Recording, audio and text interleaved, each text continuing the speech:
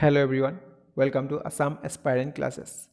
আজি আমি অসমৰ প্ৰথমটো কৃষক বিদ্ৰোহ বিষয়ে কথা পাতিম মানে ফুলগৰি ধাৱাৰ বিষয়ে। ফুলগৰি ধাৱা আমি সকলোৱে জানো 1961 চনত হৈছিল বুলি। অপিয়াম ইংৰাজীত আমি অপিয়াম বুলি জানো আৰু অসমীয়াত আমি আফু বুলি। অপিয়ামটো প্ৰথম অৱস্থাতে একেবাৰে কম মাত্ৰাতে ব্যৱহাৰ কৰা হৈছিল যাৰ মেইন ৰিজন আছিলে income source. But in the 17th century, অপিয়ামটো বহুত পৰিমাণে ব্যৱহাৰ কৰিবলৈ ল'লে যাৰ ফলত অপিয়াম হৈ পৰিল এটা নিচাজাতীয় পদাৰ্থ। বাট আমি ফুলগৰি যুদ্ধ বিষয়ে ডিছকাছ কৰিম তেন্তে আমি অপিয়ামৰ কথা কিয় কৈ আছোঁ ৰিজনটো মই কৈ আছোঁ আপোনালোকে শুনিব। Okay, let's gate start. Ahom ৰাজত্ব কালত তিনিখন সৰু সৰু ৰাজ্য আছিল, সেইখন আহোমৰ তলত আছিল। সেইকেইটা হ'ল ৰাণী, লুকি আৰু বেলতলা। ইণ্ডিয়া ভাৰত স্বাধীন নোহোৱাৰ আগত আহোমৰ তলত আৰু স্বাধীনৰ পিছত ব্ৰিটিছৰ তলত হৈ 1947 চনলৈকে আছিলে আৰু 18 খ্ৰীষ্টাব্দত আহোমৰ ৰজা স্বৰ্গদেউ লক্ষ্মী সিঙৰ দিনত বেলতলাৰ অপিয়ামখন বেংগলৰ পৰা আনি খেতি আৰম্ভ কৰিলে। অপিয়াম কিয় আৰম্ভ কৰিলে? কাৰণ ইয়াত যাতে ঔষধ হিচাপে অতি কম মাত্ৰাতে ব্যৱহাৰ কৰিব পাৰি। যিহেতু অপিয়াম নিচাজাতীয় পদাৰ্থ আছিল, এই অপিয়াম অত্যাধিক পৰিমাণে যদি সেৱন কৰিলে মানুহৰ অৱস্থা বহুত বেয়া হৈ যায় আৰু লেহুকা হৈ যায় বুলি আমি জানো। মানুহ কাম কৰিবলৈ মন নাযায় আৰু দুৰ্বল হৈ যায়, লগতে বহুত এলেহুৱাও হৈ যায় বুলি আমি জানো। সেইবাবে অসমৰ বেলতলাত খেতি কৰা অপিয়ামখন অকল আহোমৰ ৰজাঘৰীয়াৰ বাবেহে উৎপাদন কৰা হৈছিল আৰু এই অপিয়াম অকল ঔষধ হিচাপে অতি কম মাত্ৰাতে ব্যৱহাৰ কৰা হৈছিল। সেয়ে সাধাৰণ বজাৰৰ পৰা অপিয়ামখন দূৰত ৰাখিছিল, কাৰণ অপিয়াম এটা লাক্সাৰী প্ৰডাক্ট আছিল আৰু অৰ্থাৎ বিলাসী সামগ্ৰী আছিল।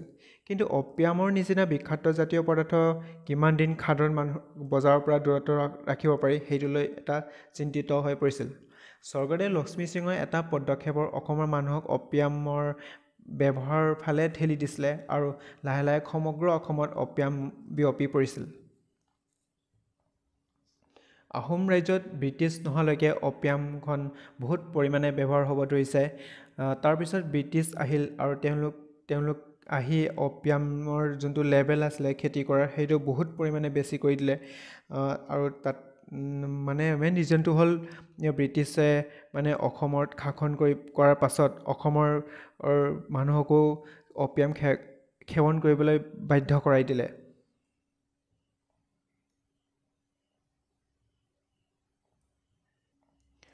কাৰণ ৰাজ্য হিচাপে ব্ৰিটিছে এই অপিয়াম ব্যৱহাৰ পৰা অত্যন্ত লাভ উতলি আছিল।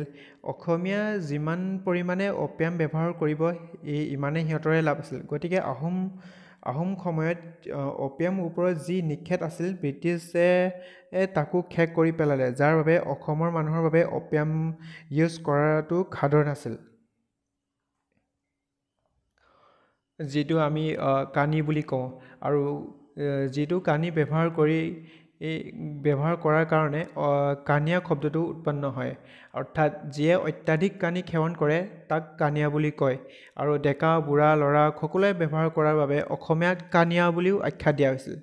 এই গোটেইবোৰ মূল কাৰণ আছিল ব্ৰিটিছ, কিন্তু ব্ৰিটিছে ইয়াৰ ওপৰত কোনো ধৰণৰ একশ্যন লোৱা নাছিল, কাৰণ গোটেই প্ৰচেছিং গোটেই ৰুল এণ্ড ৰেগুলেশ্যনছবোৰ সিহঁতেহে ষ্টাৰ্ট কৰিছিল। তেতিয়া দিনত অসমৰ 3/2 মানুহে অপিয়ামখন ইউজ কৰিছিল বুলি আমি জানো। ব্ৰিটিছে কৈছিল যে তেওঁলোক আমাক এনলাইটমেণ্ট কৰিবলৈহে আহিছিল, কিন্তু অপিয়াম ইউজ কৰাই আমাক ওলোটাহে বেয়া কৰাই আছিল। অ'কে, কিন্তু 1860 চনৰ মে' মাহত ব্ৰিটিছে একেবাৰে নিষিদ্ধ কৰি দিয়ে। ব্ৰিটিছে বন্ধ কৰাৰ কাৰণ আমাৰ বাবে মৰম নহয়, কাৰণ ব্ৰিটিছে ইয়াৰ পৰাও অধিক লাভ কৰিব বিচাৰিছিল। মানে অসমৰ খেতিয়কসকলে নিজাববীয়াকৈ অপিয়াম খেতি কৰি থকা বাবে ব্ৰিটিছ চৰকাৰৰ বিক্ৰী কম হৈছিল বুলি আমি ইয়াত পাইছোঁ, যাৰ ফলত ব্ৰিটিছে লাভ কমকৈ হৈছিল। গতিকে ব্ৰিটিছৰ অপিয়াম খেতি বন্ধ কৰি অপিয়ামৰ ডিমাণ্ড বঢ়াই দিলে, কাৰণ মূল্য বৃদ্ধি হ'ব আৰু ব্ৰিটিছে নিজে বাগান খুলিলে আৰু খেতি কৰিবলৈ ধৰিলে। গতিকে সম্পূৰ্ণ বজাৰ ব্ৰিটিছৰ দখল কৰি পেলালে, মানে সিহঁতৰ মনোপলি ষ্টাৰ্ট কৰিলে। এতিয়া সম্পূৰ্ণ অসমত যিহেতু অপিয়াম খেতি হৈছিল, এতিয়া বন্ধ হ'ব ধৰিছে আৰু খেতিয়কসকলৰ জীৱনতো অপিয়ামৰ ওপৰত ডিপেণ্ডেণ্ট হৈ আছিল। তেতিয়া খেতিয়কসকলৰ হাহাকাৰ হ'ব লগা হ'ল। এতিয়া কি হ'ল, ব্ৰিটিছে কৰা অপিয়াম খেতি এইখনক প্ৰব্লেম এটা ফেচ কৰিব লগা হ'ল। মানে অপিয়াম খেতি কৰিবলৈ যোনটো মানে মেইনটেনেঞ্চৰ কাৰণে খেতিয়কসকল লাগে, সেই মেইনটেনেঞ্চ কৰা মানুহবোৰ কম হৈ গৈছিল তেতিয়াৰ দিনত। তেতিয়া ব্ৰিটিছে এটা বুদ্ধি এটা কৰিলে, খেতিয়কসকলৰ কেনেকৈ আনো বুলি কি কৰিলে, ব্ৰিটিছে লেণ্ড ভেলু, যোনটো লেণ্ডৰ টেক্স, সেইটো অধিক মাত্ৰাই বঢ়াই দিছিলে।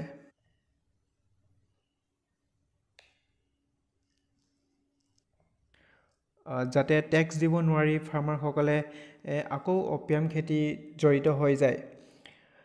আৰু এনেকুৱা কৰিলে ব্ৰিটিছৰ অপিয়াম খেতি প্লান্টেশ্যনবোৰ কম নহয় খেতিয়কসকলৰ। এই ব্ৰিটিছৰ সিদ্ধান্তই যে অসমৰ খেতিয়কসকলৰ বহুত বেছি চিন্তিত কৰি পেলালে। আৰু লগতে আৰু এটা কথা হ'ল, তামোল আৰু পাণৰতো টেক্স বঢ়াই দিব বুলি গোচৰ চলিব ধৰিলে, যাৰ ফলত টেক্স পৰিশোধ কৰি থকা অসমীয়াসকলৰ যাক ৰায়ত বুলি কয়, এওঁলোক অত্যন্ত ক্ৰমিত হ'ব ধৰিলে। সেইখিনি সময়ত নগাঁৱৰ পৰা 14 কিলোমিটাৰ আঁতৰত ফুলগুৰি নামৰ এটা অঞ্চলত সেই বিষয়লৈ এটা প্ৰতিক্ৰিয়া আৰম্ভ কৰিলে। এই ফুলগুৰি জেগাখন খেতিয়কসকলৰ প্ৰতিক্ৰিয়া কি হৈ উঠিল, কাৰণ সেই জেগাখনৰ অপিয়াম অতি বেছি মাত্ৰাই খেতি কৰা হৈছিলে আৰু তেওঁলোকে অপিয়াম খেতি কৰি নিজৰ জীৱনটো নিৰ্ভৰ আছিলে। চৰকাৰে অপিয়াম খেতিৰ ওপৰত নিক্ষেপ কৰাৰ কাৰণ তেওঁলোক প্ৰব্লেমত পৰে। কিন্তু এইটো ঠিক, বাট টেক্সত বেছি বঢ়াই দিয়াৰ বাবে, অৰ্থাৎ লেণ্ড টেক্স বঢ়াই দিয়াৰ বাবে অপিয়াম খেতি কৰিবলৈ বাধ্য হ'ল। অৰ্থাৎ যিটো কাম মই নিজে কৰিব পাৰোঁ, সেইটো মই বেলেগত গৈ কিয় কৰিম বুলি, আৰু ব্ৰিটিছে যিটো টকা দিয়ে সেইটোক লৈ মই সন্তুষ্ট হ'ব লাগিব বুলি সিহঁতে ভাবিছিল। সেইবাবে খেতিয়কসকলৰ মনত ব্ৰিটিছ চৰকাৰৰ বিৰুদ্ধে বিদ্ৰোহৰ ভাৱ জাগি উঠিল, কাৰণ ব্ৰিটিছৰ তলত কাম কৰিব লাগিব আৰু আমি ব্ৰিটিছৰ বাগানত যাব লাগিব। টেক্স নিদিয়াকৈ থাকিলে ব্ৰিটিছে যে টেক্স ল'ব আহিব, সেইটো লৈ বৰ ডাঙৰ চিন্তিত হৈ পৰিছিল খেতিয়কসকলৰ মাজত। আৰু তামোল পাণৰ ওপৰতো টেক্স লগাব বুলি কথাটো বহুতে মানে ধৈৰ্য সীমা পাৰ হৈ গৈছিল। খেতিয়কসকলৰ প্ৰথমে ব্ৰিটিছসকলৰ এগেইনষ্টত এখন মিটিং বা ৰাইচ মেল আৰম্ভ কৰিলে।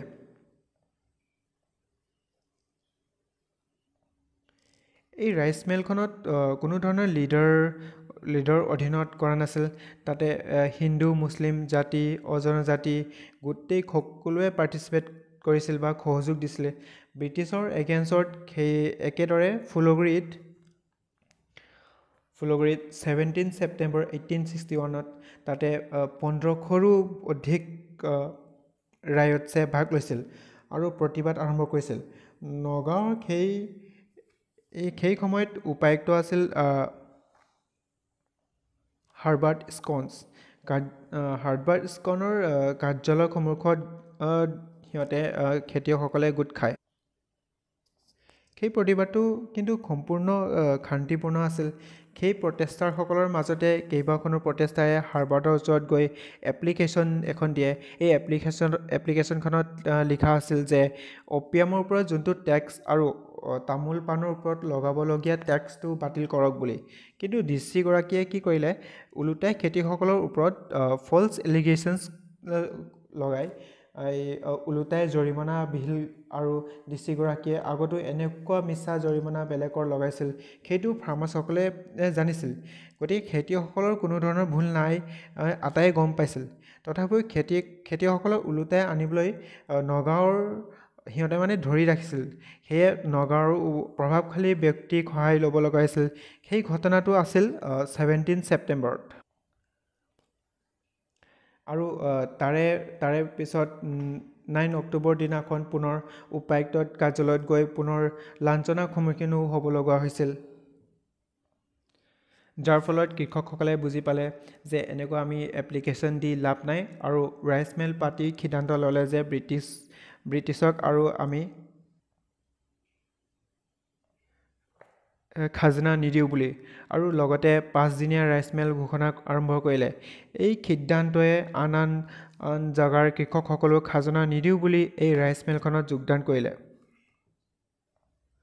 1861 চনৰ 14 অক্টোবৰৰ পৰা আৰম্ভ হোৱা এই 5 দিনীয়া ৰাইচ মিলখন নগাঁৱৰ সেই ঠাইখনত বিভিন্ন ঠাইৰ পৰা আহি যোগদান কৰিলে। তাৰে মাজতে এটা ভাল খবৰ আহিল, কৃষকসকলৰ অধিকাংশই হৈ তিৱা আৰু লালুং জনজাতিৰ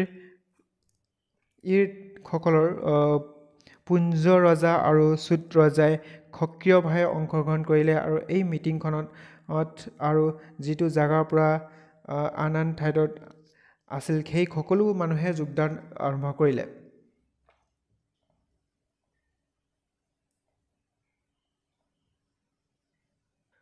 পিছলৈ কি হ'ল, এই ৰাইচ মিলখন পৰিণত হ'ল আন্দোলন। এই কথাষাৰ শুনি DC হাৰ্বাৰ্টে কৃষকসকলক ধৰি আনিবলৈ নেতাসকলক ধৰিবলৈ নিৰ্দেশ দিলে। এই নিৰ্দেশত 15 অক্টোবৰ 1961 চনৰ দিনাখন জমাদাৰে লগত লৈ 4জন পুলিচত ফুলগুৰিত উপস্থিত হ'ল। কিন্তু পুলিচ কেইজনক বেয়া দিন আছিল। এওঁলোকৰ মাজৰ এজন কৃষকসকলে ধৰি ৰাখিলে আৰু বাকীসকলক পহু খেদা দিলে। এতিয়া হাৰ্বাছে এই এজন নগাঁও দাৰোগা পঠালে। লগত পুলিচ কেইজনো মিলি সেই পুলিচ যোনটো মানে সিহঁতে ধৰি ৰাখিছিল খেতিয়কসকলে সেইটো আঁতৰাবৰ বাবে। কিন্তু পুলিচসকলৰ কেইটাও ডিচিৰ লগত ডিচিৰ যোনটো কথা সেইটো মানে মান ৰাখিব নোৱাৰিলে। আৰু পিছলত গৈ ডিচিক ক'লে যে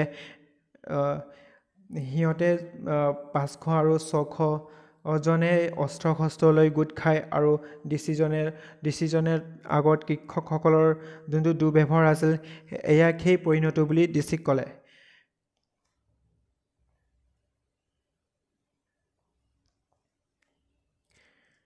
কথা আছিল 17 অক্টোবৰ 1961 চনৰ এই ৰাইচ মিলৰ 4 দিনীয়া ৰাইচ মিলত 4জন দাৰোগা ফুলগুৰিলৈ পুনৰ আহিল আৰু সেই কেইজনৰ মূল নেতাকেইটাক আটক কৰিলে। কিন্তু তেতিয়ালৈকে ঠিকে আছিলে। এই 4000 মানুহ গোট খাইছিল। সেই নেতাসকলক বলপূৰ্বকভাৱে তেওঁলোকৰ নেতাসকলৰ মুক্ত কৰালে আৰু পুলিচ বাহিনীটোও খেদি পঠালে। ফুলগুৰিৰ অৱস্থা দেখি উপায়ুক্তে লেফটেনেণ্ট ছিংগাৰ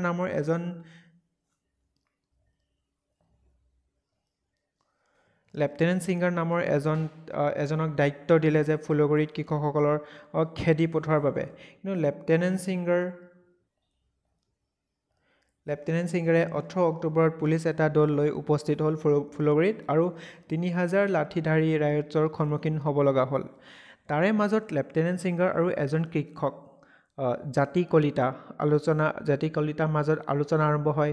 জাতি কলিতাই সেইটো কথা কয় যে আপোনালোকে আমাৰ অপিয়াম আৰু লেণ্ড টেক্সৰো বঢ়াই দিলে, লগত আমাৰ ৰাইচ মিলো আপোনালোকে গুৰুত্ব নিদিয়ে, অৰ্থাৎ ডিচিজনৰ কথা ক'লে। এই কথা শুনি লেফটেনেণ্ট ছিংগাৰৰ খং উঠিল আৰু তেওঁৰ পুলিচৰ দলত কৃষকসকলৰ লাঠিবোৰ কাঢ়ি ল'বলৈ আৰু নেতাসকলক ধৰিবলৈ আদেশ দিলে। আৰু লগতে ছিংগাৰ নিজেও লাঠিখন কাঢ়িবলৈ ধৰিলে, যাৰ ফলত টনাজোৰা সৃষ্টি হ'ল। আৰু এই টনাজোৰাৰ মাজতে বাহু নামৰ অসমীয়া ল'ৰা এজনে হাতত থকা টাঙোন এডালেৰে ছিংগাৰৰ জোৰেৰে হুদুৱালে। এই ছিংগাৰৰ মূৰত গৈ পৰিল। আৰু যিয়ে যেনেকৈ পাৰে ছিংগাৰত পিটিবলৈ ধৰিলে, যাৰ ফলত ছিংগাৰৰ এই জেগাখনত মৃত্যু হ'ল আৰু ছিংগাৰৰ লগত থকা পুলিচবোৰো ভয়ত পলাল। আৰু এই ছিংগাৰৰ মৃতদেহটো নগাঁৱৰ যোনটো কলং নদীৰ তলত পেলাই দিয়া হ'ল। এই ঘটনাবোৰ গোটেইখিনি এটা হিষ্ট্ৰীত অন্তৰ্ভুক্ত হোৱা কেইবাজনো খেতিয়কসকলৰ নাম ইয়াত আহি পৰিছিল। নামকেইটা হ'ল টুণ্ডা লালুং, কাতি লালুং, ভোগবৰ লালুং, মণি কোচ, কল্যাণ কোচ, কলি ডেকা, দধি লালুং, জাতি কলিতা আৰু বাহু। এই গোটেই ঘটনাটো আছিল 18 অক্টোবৰ, অৰ্থাৎ 1961 চনৰ 18 অক্টোবৰ তাৰিখে। কিন্তু ছিংগাৰৰ ডেড বডিটো 6 দিনৰ পিছত 14 অক্টোবৰ দিনাখন কলং নদীৰ পৰা উদ্ধাৰ কৰিছিল। নগাঁও উপায়ুক্ত স্কচে ছিংগাৰৰ মৃত্যুৰ খবৰ 18 অক্টোবৰ দিনাখনেই পাইছিল, কিন্তু সেইদিনা তেওঁৰ লগত মাত্ৰ 25জনীয়া আছাম লাইট ইনফেণ্ট্ৰি চিপাহী আছিল। গতিকে তেওঁ কি কৰিব কি নকৰিব সিদ্ধান্ত লোৱাৰ আগতে স্কচৰ ওচৰত খবৰ গ'লে যে নগাঁৱৰ গোট খোৱা কৃষকসকলে নগাঁও খদৰখন আক্ৰমণ কৰাৰ আঁচনি ল'লে। তেতিয়া স্কচে সেই 25জনীয়া দলটোক দুটা ভাগত ভাগ কৰিলে আৰু এটা দলক নিজৰ কাৰ্যালয় সুৰক্ষাৰ বাবে ৰাখিলে আৰু আন এটা দলক হাৱালদাৰ নেতৃত্বত ফুলগুৰিত প্ৰেৰণ কৰিলে। আৰু স্কচৰ সিহঁতৰ হেডকোৱাৰ্টাৰ আছিলে গুৱাহাটীত। আৰু স্কচে খৈনিক লাগে বুলি বাৰ্তা এটা পঠালে। তাৰে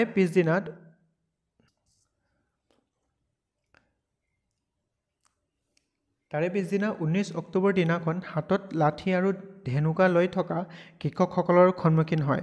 হাৱালদাৰ আৰু লগত অৰ্থাৎ পুলিচবিলাক অৰ্ডাৰ দিয়ে যে গুলী চালনাৰ লগে লগে কৃষকসকলৰ ওপৰত গুলী বৰ্ষণ আৰম্ভ কৰিলে।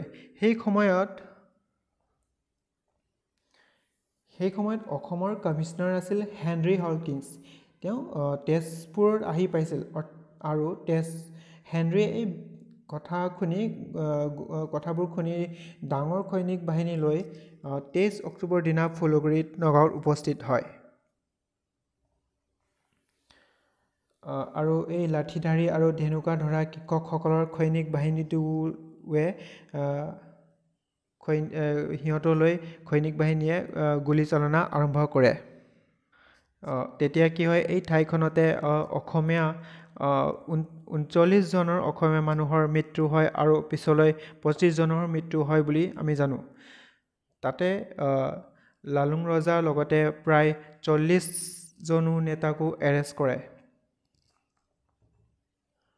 তাৰে মাজত লখাহীন ডেকা, চাবুং লালুং আৰু ৰংবৰ ডেকাকো ছিংগাৰ হত্যাৰ বাবে 3জনকো ফাঁচি দিয়া হয়। আৰু এই গোটেই ইনচিডেণ্টটো অসমীয়া মানুহে ফুলগুৰি ধাৱা বা ফুলগুৰি যুদ্ধ বুলি আজিও মনত পৰে। ব্ৰিটিছৰ অধীনত থকা চিপাহীবোৰ আক্ৰমণ বুজাবলৈ ধেৱা শব্দটো ব্যৱহাৰ কৰিছিল। আৰু এই ধেৱা শব্দটো অসমীয়া শব্দত ধেৱা, যাৰ ফলত ফুলগুৰিত ধেৱা বুলি আমি জানো। আৰু এই ধেৱা 6 মাহ পৰ্যন্ত ব্ৰিটিছ সেনা ফুলগুৰিত চাওনা পাতি আছিল। আৰু ব্ৰিটিছসকলে যুদ্ধত মৰি যোৱা মৃতদেহ ঘৰৰ মানুহকো দিয়া নাছিল। ঘৰৰ মানুহে লুকাই লৈ যায় সেই মৃতদেহকেইটা আৰু হাবিত বিলৰ ওচৰত সিহঁতে জ্বলাই সংস্কাৰ কৰিছিল। আমি এই জেগাটো আজিও মানুহপৰা বিল বুলি জানো। আৰু এই যুদ্ধখন আছিল অসমৰ কৃষকসকলৰ ব্ৰিটিছৰ বিৰুদ্ধে চলোৱা প্ৰথমটো গণতান্ত্ৰিক কৃষক বিদ্ৰোহ। আৰু পিছলৈ স্কচৰ বিৰুদ্ধেও ন্যায়িক তদন্ত কৰা হৈছিল আৰু সেই স্কচৰ গোটেই ঘটনাই দায়ো দিছিল সিহঁতক। তো এয়া আছিল আমাৰ ফুলগুৰি ধাৱাৰ গোটেই ষ্টৰিবোৰ। Thank U guys.